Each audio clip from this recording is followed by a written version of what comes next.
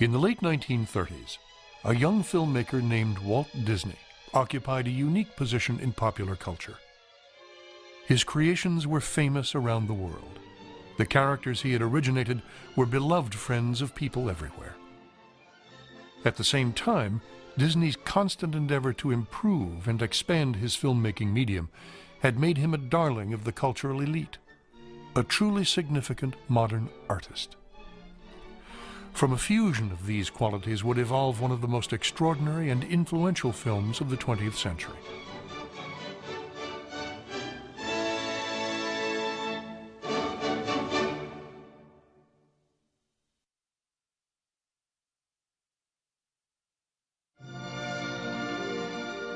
In the short span of a decade, Walt Disney had evolved from a penniless dreamer to an international celebrity. Even decades later, however, Disney was humble about his popular and artistic ascent. I only hope that we never lose sight of one thing, that it was all started by a mouse. It started with Steamboat Willie, of course, in 1928 and the advent of sound. It was sound that put Walt Disney and Mickey Mouse on the map. Walt Disney was a visionary and he was an artist, and so he made the soundtracks innovative, interesting, creative.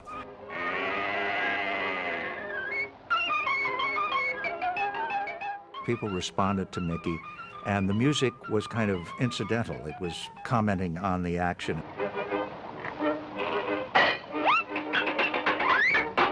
Walt thought, now if we do another series of shorts, this would be in the late 20s, and we had music, and we then went off and illustrated the music, which would be the Silly Symphony concept. This was a series in which they experimented with special effects, with color, with the way that action can be matched to music.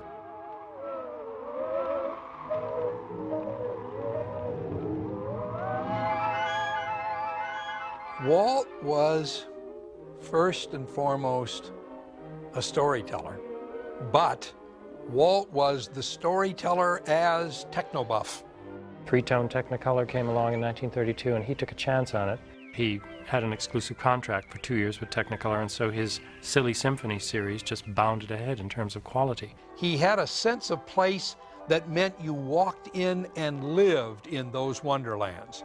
And so you needed a sense of depth. And so he got his technicians to develop the multiplane camera. And with the multiplane camera, you go into those worlds. But when you went into Snow White and the Seven Dwarfs, you had a feeling of going into a story such as the best storytellers give you with their voice. But Walt gave it to you with all your senses involved, except smell, and he was always working on that. As Walt Disney developed his craft over the years, he recognized the growing importance and power of another substantial and personal element of his medium. I think he loved music to start with. I think he understood it as an equally powerful means of communication.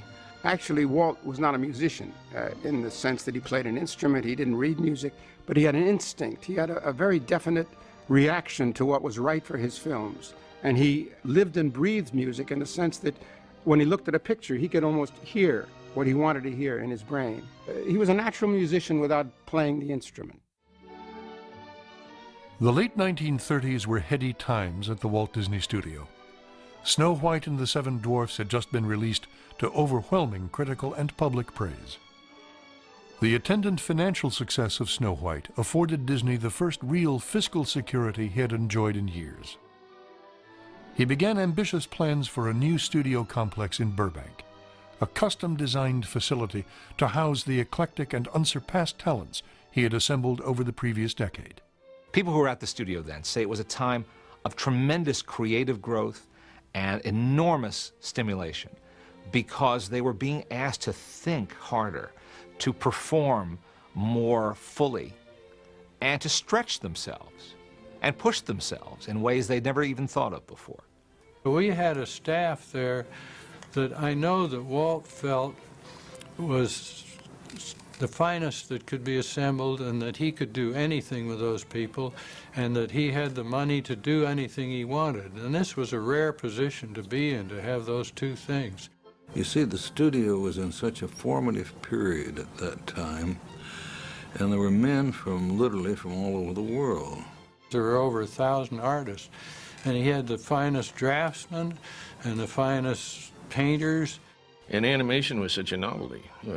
It's one thing to have live-action films, but it's another thing to have an art form of its own that's sort of owned by one guy at the time, you know. Walt Disney held a unique position in America, and certainly in Hollywood at that time.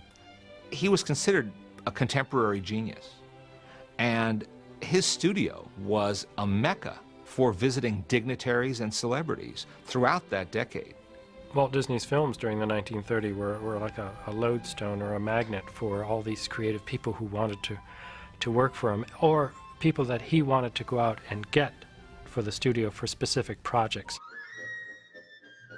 Flush with critical and commercial success, a confident and prosperous Walt Disney began what would become his most unusual, innovative, and personal film.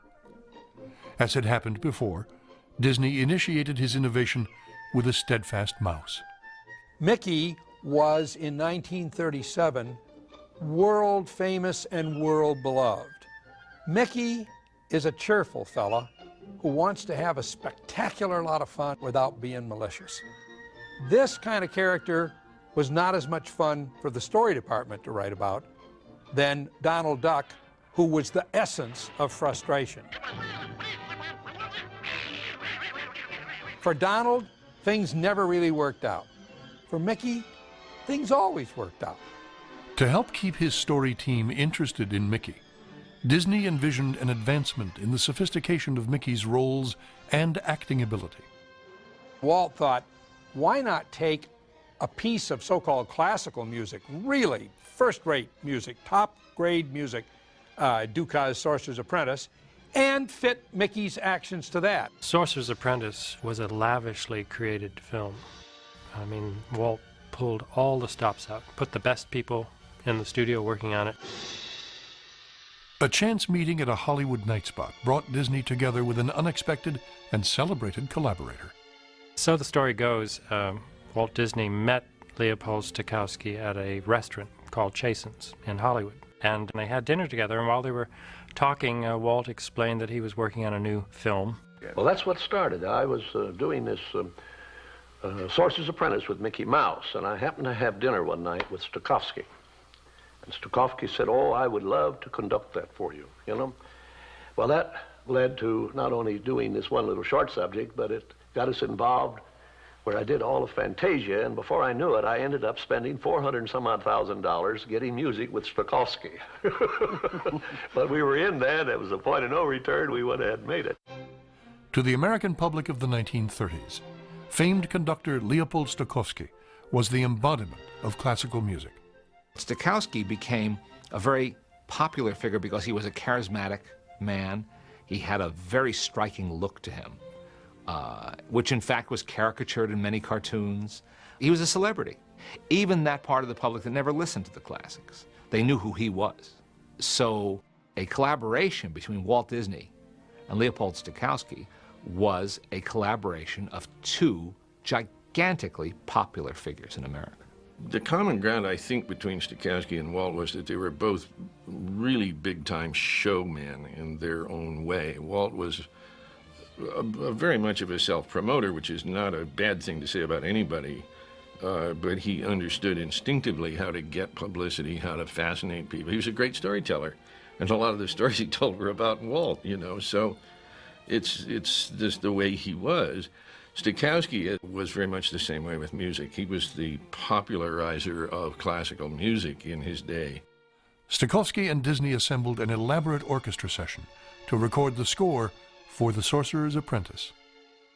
The session was done in January of 1938 at the Pathé Studios in Culver City, where a shooting stage was configured as a recording stage to accommodate a 100-piece hand-picked studio orchestra.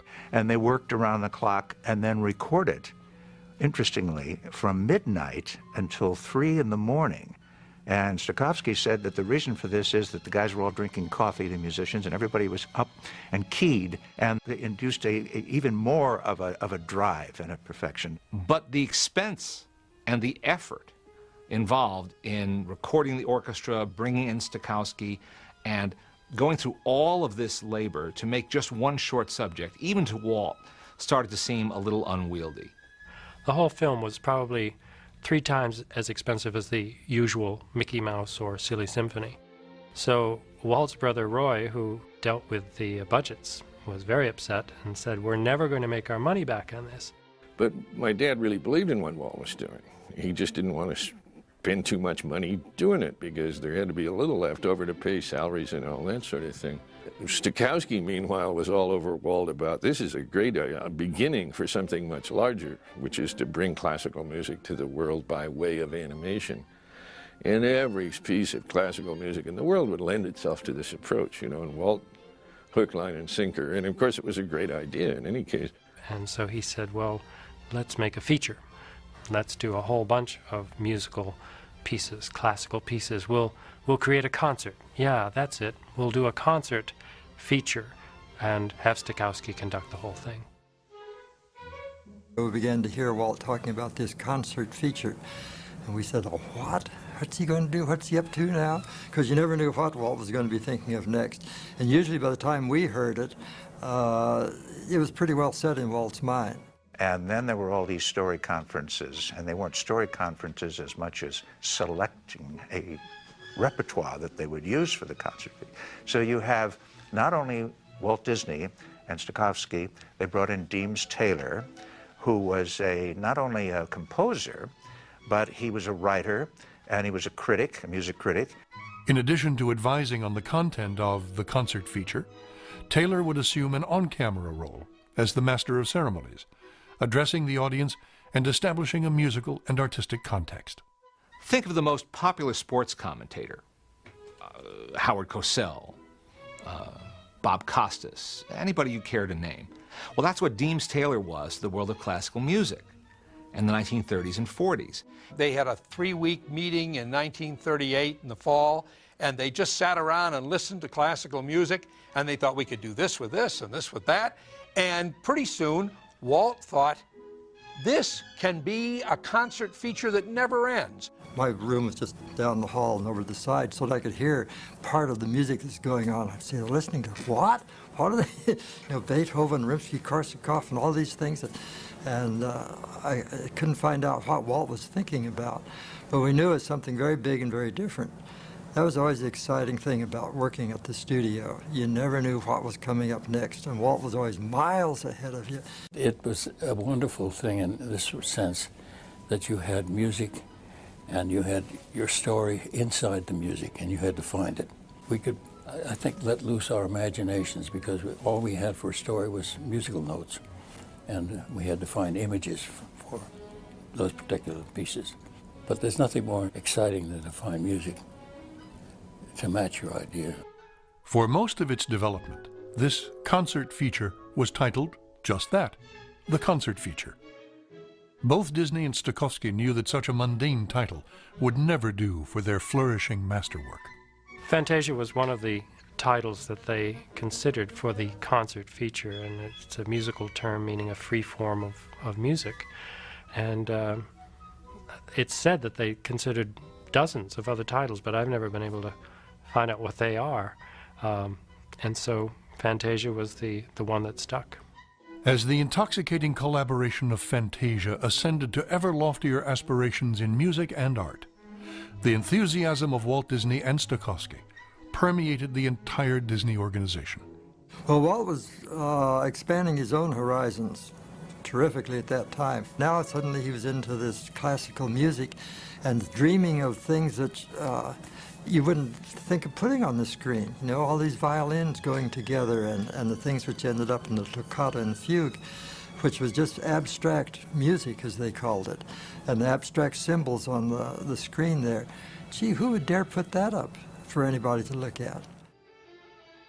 The choice of the toccata and fugue was always considered to be a piece that would be abstract, dreamlike, a good way to begin the concert feature. Again, this was a very daring thing to do, because the only time that abstract films were done were by experimental artists, generally probably over in Germany for the most part, and here taking Bach, and which in itself was a daring thing to put on a Disney film. The design of it was based heavily on work done by Oskar Fischinger, who was a renowned abstract animator who made his own films in Germany in the 1920s and 30s. He used geometric shapes like the circle and the triangle, but in very intricate patterns and designs. This was a type of film that was quite daring for the time in which it was made, and particularly daring for Disney, who was truly committed to representational art. But the version that Oskar Fischinger came up with was very abstract indeed, and very Fischinger indeed. And as Walt got into Fantasia more deeply, he wanted his abstraction. So you end up with things like lines that go up and down that then become violin bows, which is representational. Or they're put onto a horizon line, or clouds are put in the background to orient the viewer, rather than letting it just go, as Fischinger did with many things in abstractions and geometry, geometrical shapes going at the same time. So it's an interesting tension in this piece of music, this toccata and fugue section, in which a battle for the audience is going on between Walt wanting to experiment more but being afraid to offend the audience. Given a fear of offending the audience, it is interesting to note that Disney and Stokowski chose one of the most well-known pieces of ballet music in the world, Tchaikovsky's Nutcracker Suite, and then jettisoned its familiar story. I think the Disney people said to themselves, why should we be imitating what you can see in any high school auditorium every Christmas? And they went off in a different direction. They wanted more of an impression of the music as seen through the different phases of nature, the seasons. And I think what they did in this sequence, which is so important, is they demonstrated how they could personalize something abstract. Although they did toss out the story of the Nutcracker, the traditional story that we're all familiar with, it still is a balletic production, except in this case it's not figures dancing so much, human figures, but it's leaves dancing and flowers dancing and mushrooms, and that's out. So it still is a ballet, but a ballet of nature and of natural forms. Nutcracker Suite is one of the most spectacular examples of animation that has ever been done. Animation at the time, the majority of it was a handmade art. There are 24 drawings per second, and each of those had to be transferred to cells, celluloid acetate. They had to be inked on the front, painted on the back, but on top of that, then they had specialists come in with airbrushes to soften the color. Then they had other people who would do dry brush. They would take a bit of color and wipe that off on a cloth and then start to put it on, so you get a sort of texture on it. Incredible stuff. For each frame of those sequences, it took an enormous amount of hand labor. Each cell, which was only 1/24th of a second, it took them something like 3 or 4 hours to do with all those techniques. And yet, it's the simplest sort of thing. It's what Disney artists saw when they went into a vacant lot and just looked at the plants that were growing and made drawings of them. But Walt said, the primary purpose of any of the fine arts is to arouse a purely emotional reaction in the beholder. And here you get an emotional reaction from kapok seeds.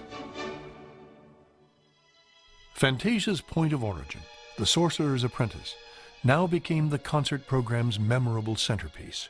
The Sorcerer's Apprentice is the only piece of music that was adhered to as it was written. The story of the music was not altered in any way by the Disney artists. It's the same story that Dukas intended in the music. The abundant production values that Stokowski had lavished on the recording of the score were matched by Disney and his artists in the creation of the visuals, not the least of which was a redesign for Mickey Mouse himself. The design of Mickey Mouse had changed considerably from the 1920s, in which he was a very rigid design of circles. But to animate something that's a rigid circle is not that expressive. And so little by little, with different animators, particularly Fred Moore, he started to alter Mickey's design for the better. He enlarged his cranium a little bit, made him more childlike. He, most of all, gave him a pear-shaped body rather than just a rigid circle. That pear shape really worked as a malleable, animatable form. And that was very helpful when they got to do The Sorcerer's Apprentice, which is a totally pantomime role. So Mickey had to be extremely expressive in this. On top of that, they also changed his eyes. We'd talked for some time of changing those eyes because, see, originally his eyes were this big mask around here. Well, gradually that got larger and larger as you got more expressions and eyebrows and different things, lines around the eyes, until the area got so large that when his eyes went over here for a look or over here, it gave you a queasy feeling as an audience. So the animator said, can't we put pupils inside the pupils? There was a big meeting, big discussion about how we're going to do this. Can we do it or not? And finally Milt Schaefer said, well, maybe if we just changed one eye at a time. So Mickey Mouse now had expressive eyes with pupils. He had the pear-shaped body, which was extremely expressive. And with the acting of the animators, he became as wonderfully expressive as Charlie Chaplin. You've got wonderful animators. So Les Clark, Fred Moore was the directing animator, who really understood Mickey's personality. And for the first time, you have music which is fully commensurate with what that personality is. I think most of the animators thought of Mickey as a kind of an incarnation of Walt, although they drew the sorcerer to look like Walt at the end when he raises that eyebrow. That was Walt, pure and simple. In many ways, The Rite of Spring was one of the most daring choices of music and the interpretation of it in the whole of Fantasia. It wasn't that long after The Rite of Spring had been composed and there was a riot at its opening that Disney decided to use it in his concert feature. Stravinsky's ballet Rite of Spring was originally interpreted as a series of primitive dances. The story that Disney and Stokowski chose to tell was nothing less than the origin of life on Earth. To tell the evolution of life on this planet was something that was a little bit more than a little daring at the time. Now this, of course, was long before Disney's dinosaur movie and long before all of this photorealism they're able to achieve now with computer animation. But think what those artists and animators did back then. Think of what they achieved. The multiplane camera gets a lot of attention because it's truly spectacular. But there were other things that were done in the camera department and in the special effects camera department, what was referred to as the process lab. Very bland title. But what went on behind the doors was magic. I mean, they were just wizards back there. And they're the ones who created many of the effects that you see. The planets whirling through the sky, the mud vats that, bubble up the lava, the smoke effects. I had a good friend, I remember, who was telling me that he was out on the back lot one Sunday afternoon with 5 barrels of oily rags that they deliberately set on fire, and they were shooting high contrast black and white stock of the roiling black clouds that were boiling up out of this thing. Apparently there was a vat of water, and cans of paint were turned upside down in the water. As the paint spilled out, it developed smoke patterns, and these patterns were used in development of the smoke pouring out of the volcanoes that we see during the Rite of Spring. This was a kind of special effects that meant feeling your way back into a time before history and making it believable to audiences. It's a great benchmark for special effects. In addition to creating a prehistoric world, Disney set his animators the challenge of creating credible prehistoric performers. Those dinosaurs have weight and power and substance. There's nothing cartoony about them. Very little that they did up to that moment ever called on that degree of realism, that degree of dramatic power. Walt had told the animators, he said, don't animate it like Pluto or like the dwarfs. Animate it like a real dinosaur walking, And they'd say, yeah. What do you mean? It's like a real dinosaur walking. Who's going to know? When I was a kid, they used to show just the Rite of Spring sequence in school, in science class. I remember this. They'd thread up the 16-millimeter projector and show us the Rite of Spring as a kind of instructional film on the creation of the Earth. That's rather extraordinary. For the entr'acte of Fantasia, the Disney artists dreamed up a completely unusual personality abstract, bringing character to the jagged optical line that carried the film's sound information, the soundtrack. In many ways, the soundtrack is more abstract than what they ended up with in several sections of the toccata and fugue. It does start out as a single line, and it's quite marvelous to see this single line have a personality. But then it goes into these wonderful, colorful abstractions, very funny, and illustrate the feel of the music and the texture of the music just through the shapes and the way things move. Interesting thing about the Pastoral Symphony is that it wasn't the original choice for the characters that are in it. They had originally planned to use a lighter piece of music, Piernet's Cydalise. The music wasn't big enough for what he planned, so we put it to Beethoven. Enter the Beethoven Pastoral, which is certainly a monumental piece. And somehow the designs also went through some sort of metamorphosis. You'll see in the concept art there's a certain virility to the centaurs particularly that is missing in the later film. We'd never done centaurs before. Half human, half horse. The guys were big, robust, macho centaurs. But the girls, what do you do when you have a young girl at the front end and a horse on the rear? How do you handle the anatomy, and what do you show and what don't you show? I have a whole stack of memos about how things should be drawn, and long shots and close-ups and so forth. That's pretty humorous in itself. I thought the fantasy in that was great, more so than probably any other segment. All the characters in there were fanciful characters. There's nothing in there that really exists in the real world. Because I was prejudiced through this thing, because I keep trying to analyze this. I always wanted to work on Dance of the Hours.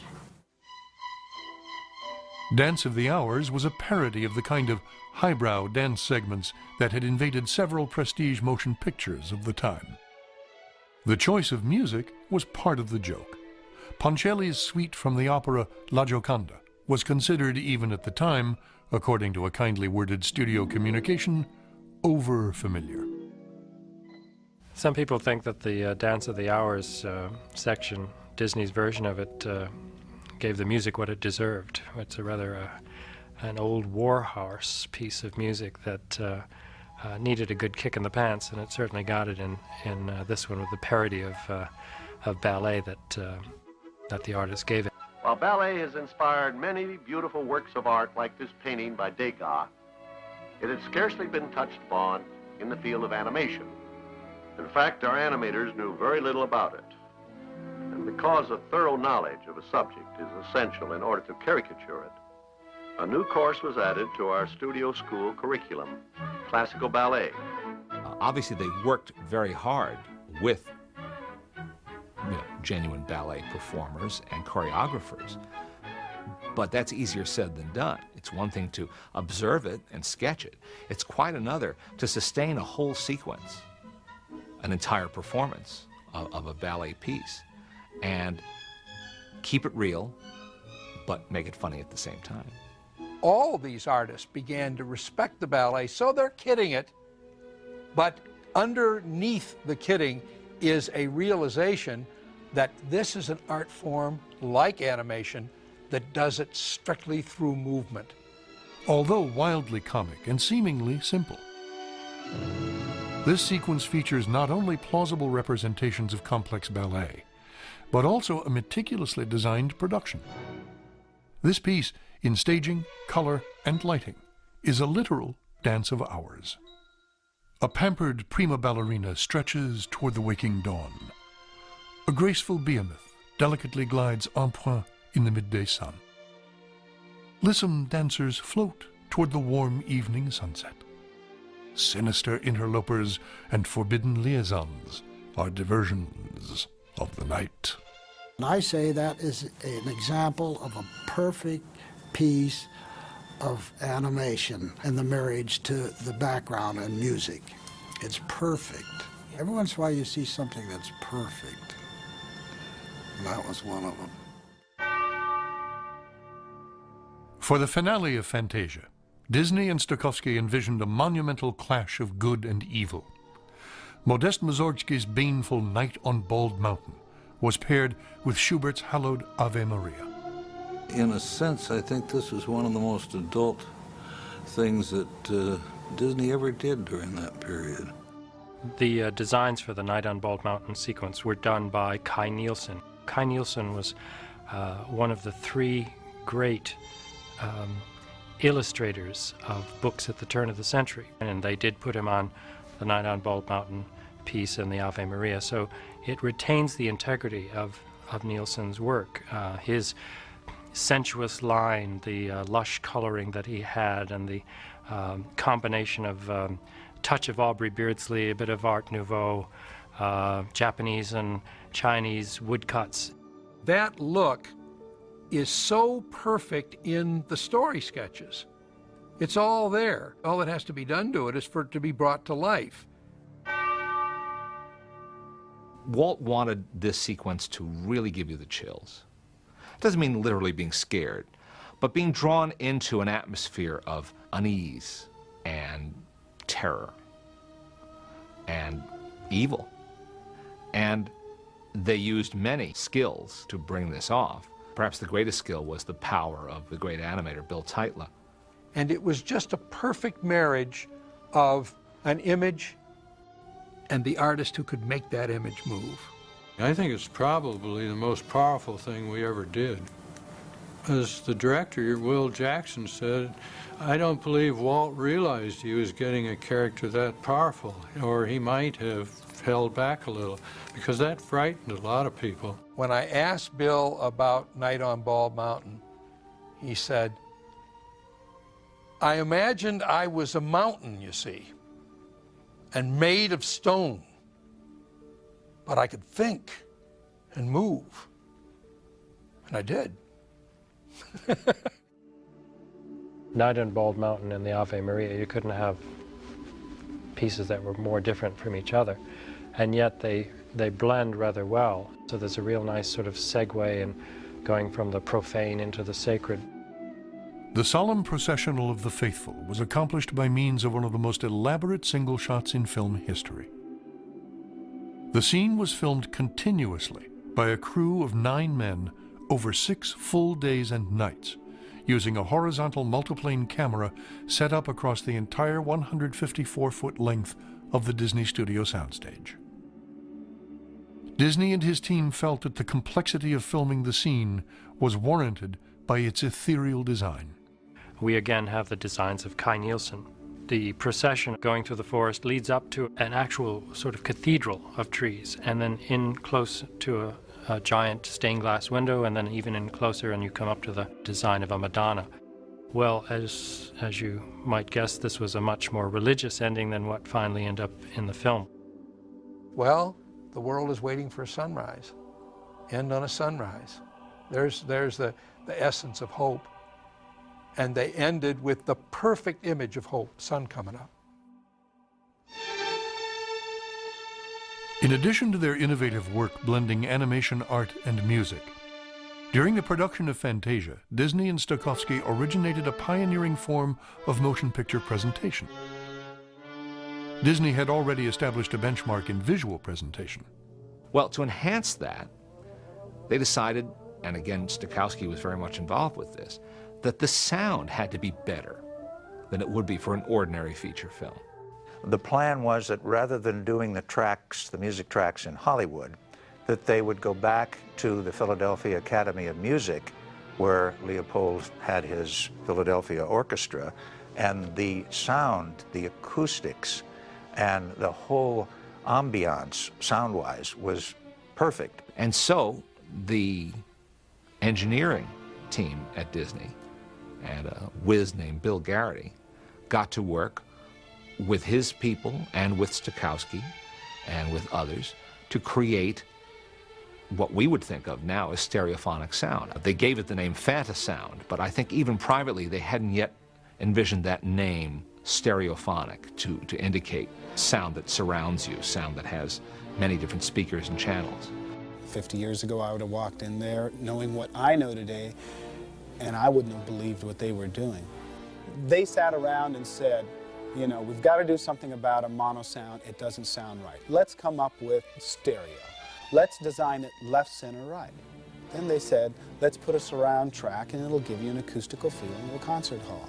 That's today's philosophy. We are doing nothing different. These people started from scratch, and what they did is unbelievable. So not only did you have the Philadelphia Orchestra, which had a glorious sound to it, conducted by the most famous conductor in the country at the time, but you had it presented in a form of sound that had never been heard in a movie theater before. Never. I think Walt saw Fantasia as something other than an animated feature film. He really envisioned something that would be a hybrid of a film presentation and a concert. Something brand new that didn't exist before. It was presented as what they used to call a roadshow attraction. And that meant you had to purchase tickets as you would for a concert or a play. You had 2 shows a day, and people bought their tickets in advance, and they had a reserved seat, and it was an event.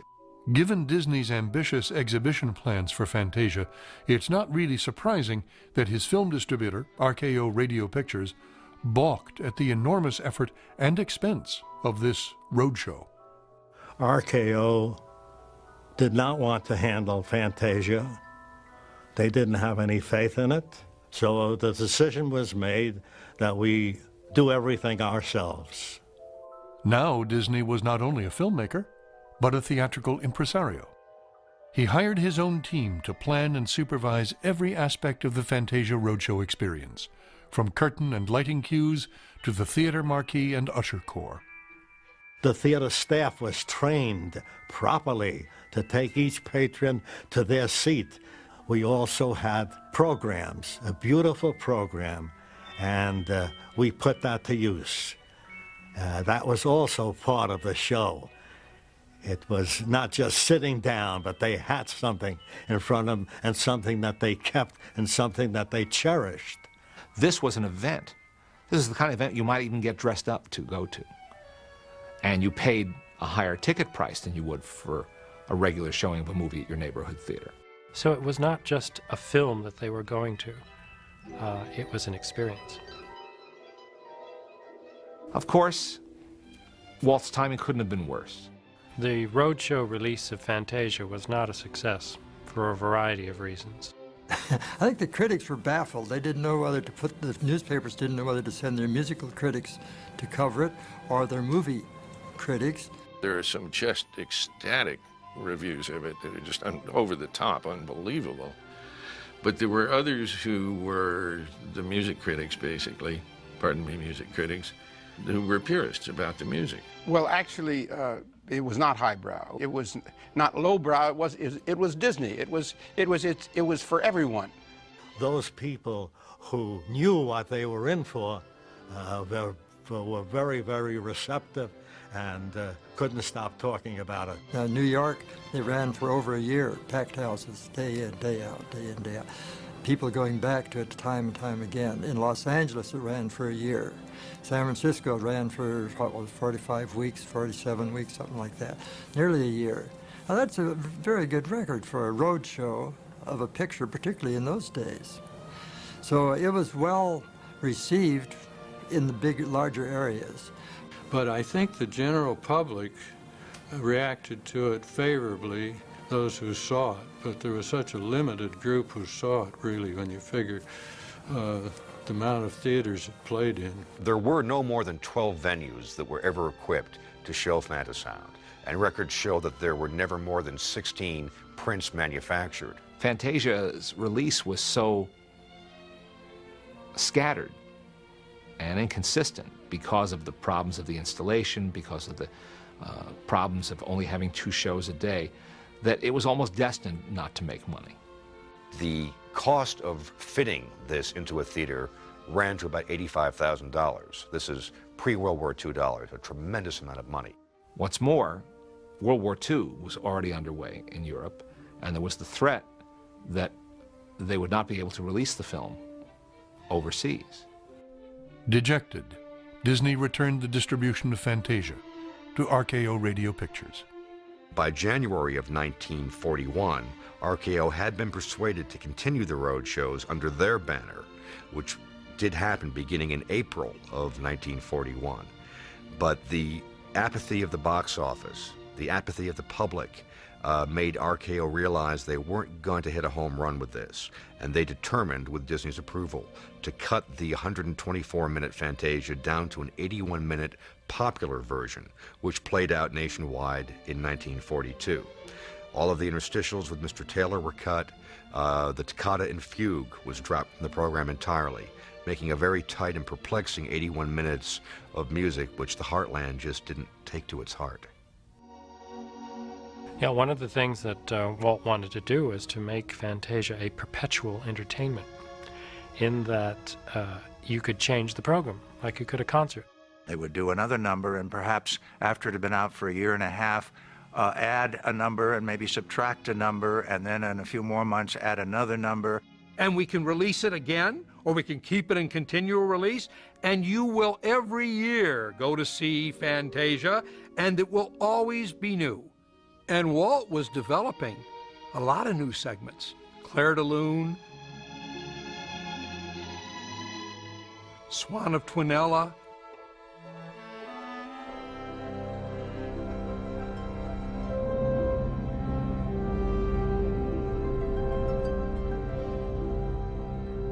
Ride of the Valkyries,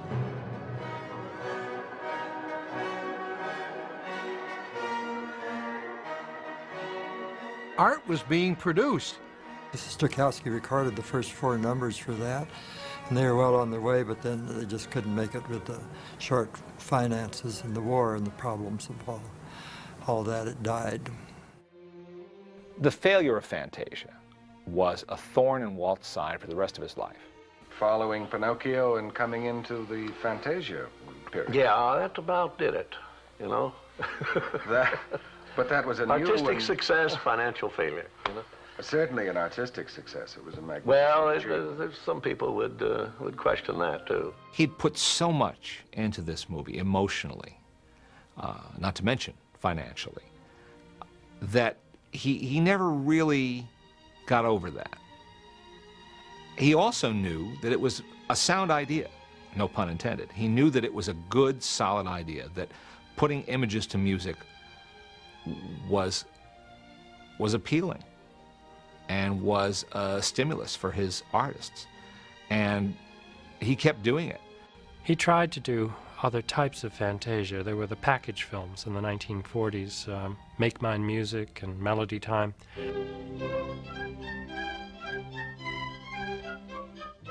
Some of it involved some classical music and mostly popular music.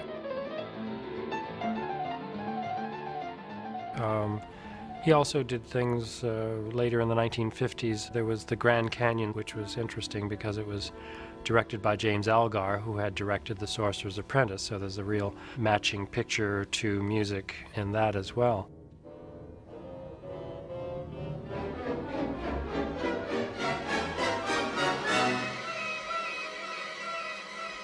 Time went by, and it kept coming back, and there would be an audience for it, and then it would be reissued perhaps in another 5 or 7 years.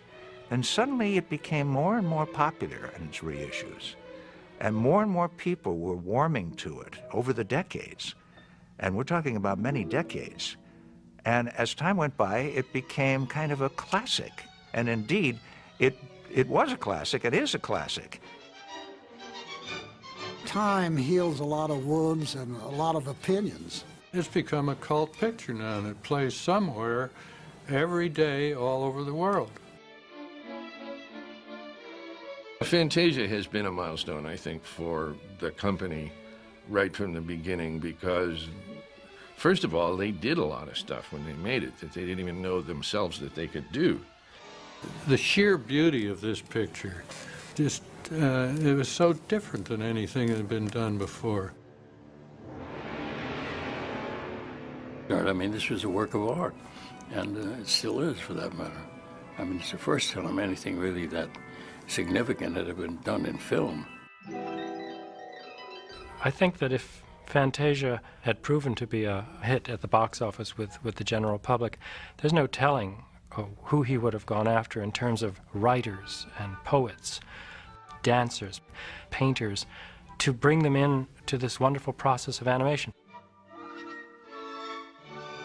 And of course, the big thing personally that I feel with a little tear in my heart is where would we be today if that picture had been as successful as Walt had hoped it would be.